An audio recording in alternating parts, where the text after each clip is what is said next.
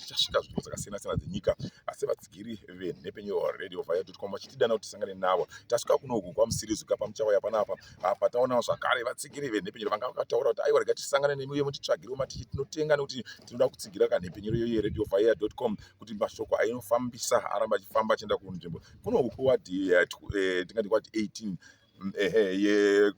yechipinge east, sorry ndachiyaro chikomba yechipinge east constituency weti panzvimbo paMuchawaya. Ipo panapa ndipo patasangana zvakare nevatsigiri venhepfenyuro ino yeradio vaya.com. ndobva vati aiwa regai timbotaurawo panhepfenyuro iyi uye tasangana nevamwe, regai tivape mukana wekuti vataure nenhepfenyuro tinzwe kuti vanoti kudii nekufara kwavanoita sevatsigiri venhepfenyuro.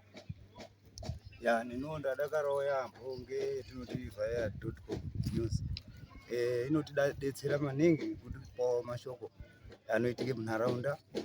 Tinobonga tatokwanisa nekutengawo matisheti kuti tisapota news dzacho. Inimi mungadaro muchiita basa reiko panapa paMuchawaya panapa? PaMuchawaya panapa ndiri bhabhaman, ndoita zvekugera. Saka ndaona zvichindibatsira kuti ndikange ndine tisheti zvinogonawo kuti clients angu akwanise kunge eida kuzobatsirika nenews. Tinotenda taona kuti marasta ndokuti muri kumaona imi marasta ari panapa apa. Regai tinzoti marasta mutaona makachena imi makapfeka mbatya dzakanzi vaya.com zvakamira sei, muri kufara sei kuva vari vatsigiri venhepfenyuro? Aiwa, isusu tiri kufara nekuti vaya.com yauya kwatiri vatsigiri vayo muchipinge uye takwanisa kutenga matisheti. Tinongoibatawo paindaneti nei asi izvezvi yauya munharaunda mwedu zviro zviri kutifadza chaizvo.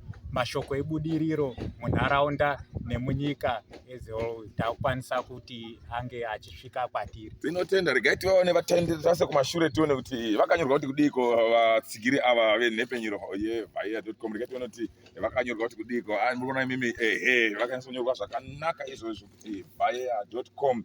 Ndiri pano panzvimbo yepaMuchawaya inini kunzvimbo yechipinge kuward 18 yechipinge east constituency. Ndinonye Love More muchakandiona masunungo radio vaya.com.